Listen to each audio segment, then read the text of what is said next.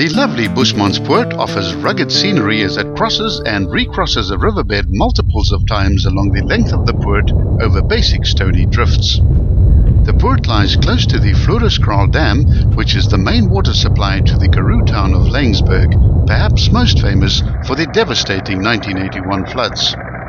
Due to its topography, this poort would also be a death trap in the event of a flash flood.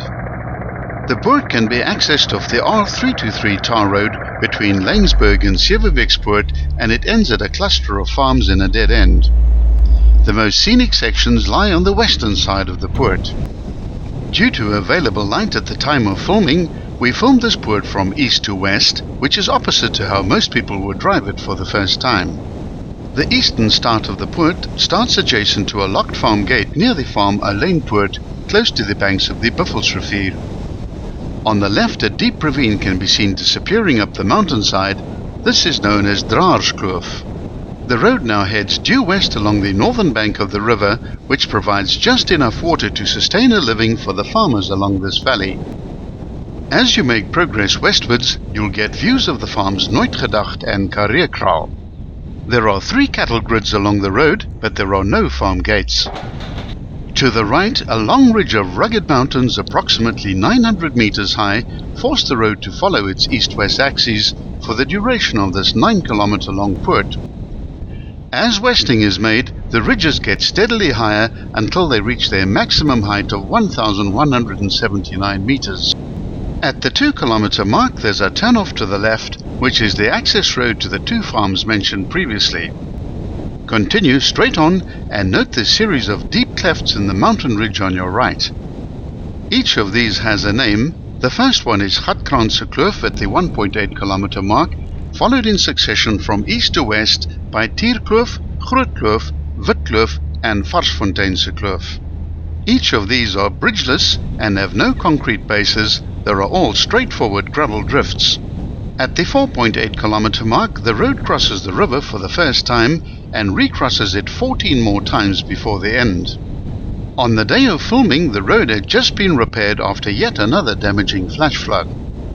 With the road recently graded and in dry weather conditions, this poort is very easy to drive in any vehicle, but when it rains hard, this pleasant drive will quickly change into nightmare proportions.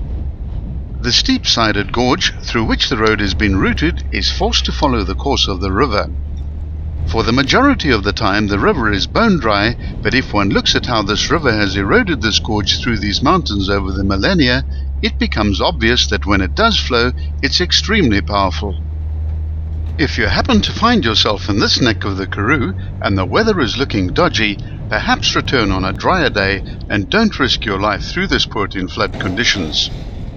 The topography is such that once you get trapped by a raging torrent of water, you'll not be able to retreat or proceed forward, and water levels can rise quickly up the sides of the gorge, completely engulfing a vehicle. Having issued this dire warning, the mathematical odds that this will ever happen to you is extremely small, but the warning is there. Watch the weather. Once you cross the riverbed for the first time, the more scenic part of the poort commences, as the mountains start hemming the road in more and more as progress is made westwards. This is the true Boesmanspoort, and the geology is quite magnificent. Here you can marvel at eons of erosion as the rock faces lie exposed. There are various rock types, and the typical Cape Fold mountain strata can be seen at several places. There are also a number of interesting caves along the poort for those that have the time for stopping and exploring them. The western side of the poort has its own official name, which is Drielingskloof, which translates into Triplets Ravine, and this is no doubt so named after the 3 side ravines that form the southern side of the kloof. The summit point and end of the pass is reached just after crossing the final cattle grid, after which there's a wide and level clearing at the junction with the tarred R323 at a point which marks the midpoint between the Witnecker and Rooinek passes. This is a good spot for a leg stretch and to reinflate your tires.